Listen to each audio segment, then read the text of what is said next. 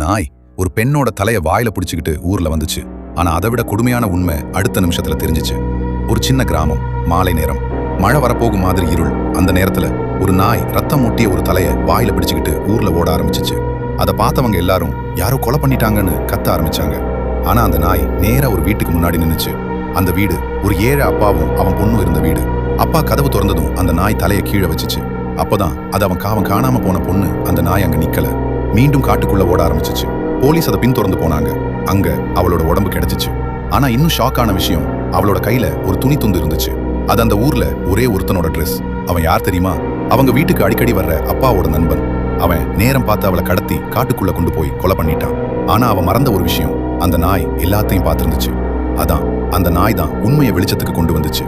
மனுஷங்க செய்யாத நீதி ஒரு நாய் செய்துச்சு. இன்னும் இப்படிப்பட்ட கதைகளுக்கு சுகா டாக்ஸ் சேனலை சப்ஸ்கிரைப் பண்ணுங்க.